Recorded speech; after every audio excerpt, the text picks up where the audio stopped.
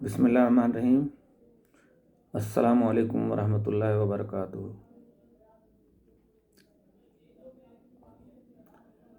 اے اپنے بندوں سے جلد راضی ہو جانے والے، ہم سب کو، اہل وطن کو، اور جہاں جہاں تیری مخلوق آباد ہے، ان کو بخش دے کہ جن کے پاس دعا کے ہتھیار کے سوا کچھ نہیں، اور تو جو چاہے کر سکتا ہے۔ میں اپنے تمام سینئرز اور جن سے میں نے سیکھا، اپنے دوستوں، احباب اور ناظرین کا پھر میں تہہ دل سے شکریہ ادا کرتا ہوں کہ انہوں نے میرے چینل کو سبسکرائب کیا، سنا بھی، کمنٹس بھی دیں اور لائک بھی کیا۔ میرا مقصد نمبر 1 یہ ہے کہ میں آپ تک اچھی چیزیں پہنچا سکوں، اپنا کچھ حق ادا کر سکوں اللہ تعالیٰ کی بارگاہ میں، کہ شاید میرے لیے وہ صدقہ جاریہ بن کے میری قبر میں آسانی پیدا فرمائے۔ اور دوسرا یہ کہ چلیں اس بہانے جو دوست سبسکرائب کریں گے ان کو مجھ سے معلومات ہی ملیں گی، اور انشاءاللہ مثبت معلومات ہوں گی، کیونکہ منفی رجحانات کو ہر انسان کو چاہیے کہ اپنے اندر سے اسے مائنس کر دے کہ وہ شیطان ہے، وہ ابلیس ہے، اس کو اپنے سے دور کریں، اور لا حول ولا قوت الا باللہ العلی العظیم کا ورد کرتے رہیں۔ آپ کے اور ہمارے سب کے علم ہے کہ 8 فروری کو انشاءاللہ اگر الیکشن ہوئے تو ووٹ نہ صرف آپ کی امانت ہے بلکہ قوم کی امانت ہے،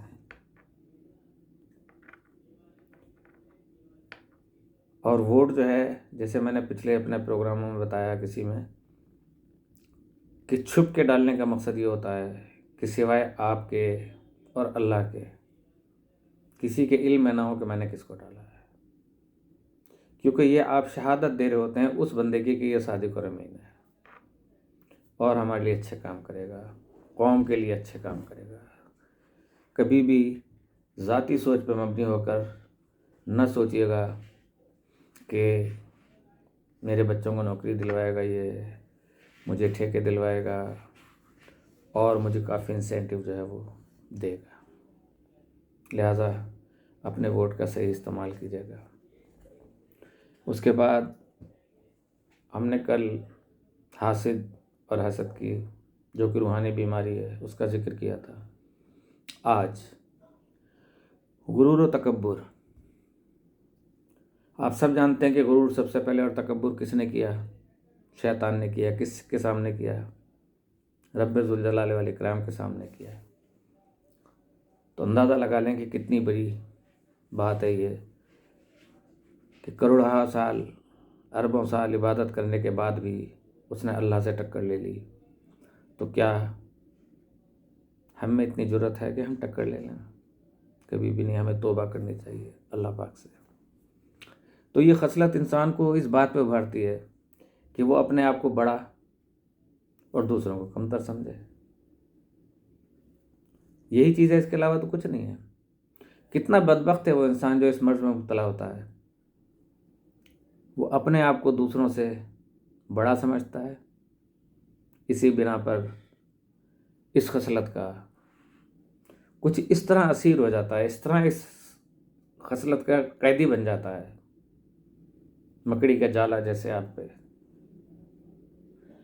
لگ گیا ہے اور اس میں کوئی کیڑا آ گیا تو وہ قید ہو گیا اس کے اندر۔ تو اس طرح اسیر ہو جاتا ہے کہ اسے آپ اپنے میں کوئی خوبی و برائی نظر ہی نہیں آتی، یعنی اس کو اپنے میں کوئی بھی خامی اور برائی نظر نہیں آتی اور کہتا ہے کہ I am the right, I am the positive, I am the only one in this world. ٹھیک ہے. تو متکبر انسان اس قدر پست، ذلیل اور تنگ نظر ہوتا ہے کہ اسے اپنے میں خوبی ہی خوبی اور دوسرے میں صرف اور صرف برائی ہی برائی نظر آتی ہے. اس کی اچھائی بھی اسے بری لگتی ہے. تو جو تکبر کرنے والا انسان ہے، حالانکہ اپنی خامیاں اور دوسروں کی اچھائیوں سے آگاہ ہونا چاہیے ہمیں سب کو، لیکن نفس کی قباحت کے علاوہ اس روحانی مرض کی وجہ سے انسان کو جو بیماریاں لاحق ہوتی ہیں، ان میں یہی تکبر، خود پسندی، ظلم، دوسروں کے حقوق سے تجاوز کرنا، حسد و کینہ، قوانین کی مخالفت، چاہے وہ دنیاوی ہوں یا اسلامی ہوں. سب سے عبادت میں بھی تکبر میں وہ اپنے آپ کو سب سے زیادہ سمجھتا ہے.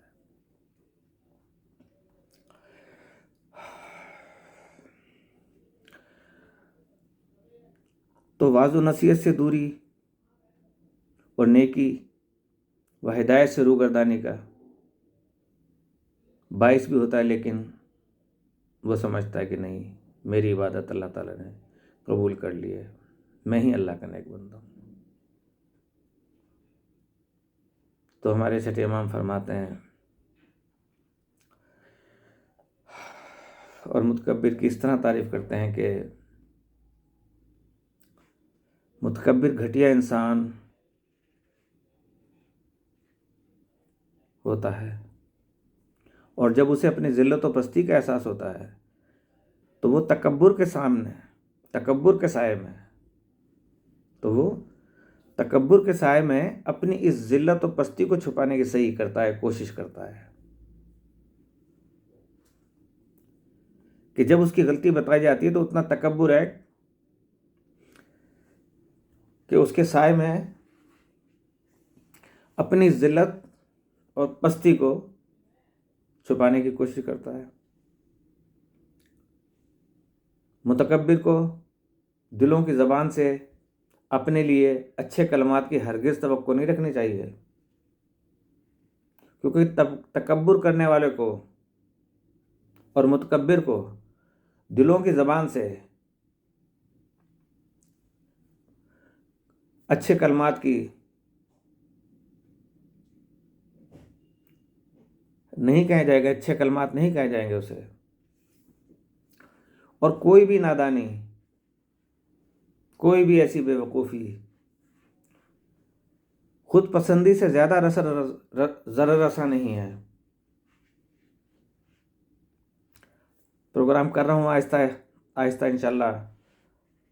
روانی بہت ہے، آہستگی سے بس عادت ہے. تو کوئی بھی نادانی خود پسندی سے زیادہ ضرر رساں نہیں ہے، کوئی نقصان دہ نہیں ہے چیز اتنی بڑی. اور عقل مندی یہ ہے کہ تواضع اختیار کی جائے، خاطر کی جائے، اپنے سے چھوٹے کی بھی عزت کی جائے، اس پہ شفقت کی جائے، اور سلام میں پہل کی جائے. یہ وہ چیزیں ہیں جو تواضع کہلاتی ہیں. اور تکبر، جھوٹ اور ظلم، ان تین خصلتوں کی بنا پر لوگوں کی دشمنی کے علاوہ اسے کچھ حاصل نہیں ہوتا.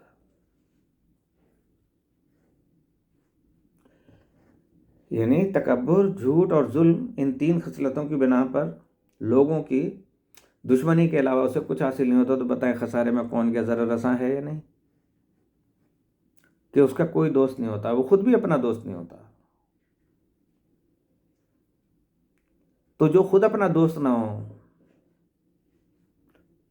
تو وہ دوسروں کا کیسے دوست ہو سکتا ہے؟ بہرکیف ہم سب کو اللہ پاک اس روحانی بیماری سے بچائے اور ہم میں محبت و یگانگت اور ایثار کا جذبہ پیدا کرے۔ اب حسب روایت ایک نسخہ ان عورتوں اور بچیوں کے لیے ہے کہ جسے لیکوریا ویجائنل لیکیج کہتے ہیں۔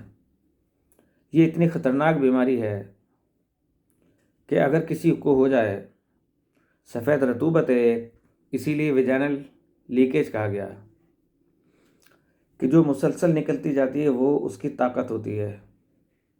نتیجتاً اس کے WBC پہ بھی فرق پڑ سکتا ہے، RBC پہ بھی پڑ سکتا ہے، اور غذا صحیح طریقے سے ہضم نہیں ہوتی، اور 20 سال کی بھی لڑکی ایسی لگتی ہے کہ جیسے 14 سال کی ہے، 13 سال کی ہے۔ بالکل سوکھے سوکھے ہاتھ، دبلے، کمزوری، تھوڑے سے کام کے بعد تھک جانا، کمر میں درد ہونا، تو یہ اس کی علامات میں سے ہیں۔ کچھ بچیاں شرم کے مارے اپنے والدہ کو بھی نہیں بتاتی اور یہ ظلم سہتی رہتی ہیں کہ کپڑے خراب ہو جاتے ہیں کافی تعداد میں۔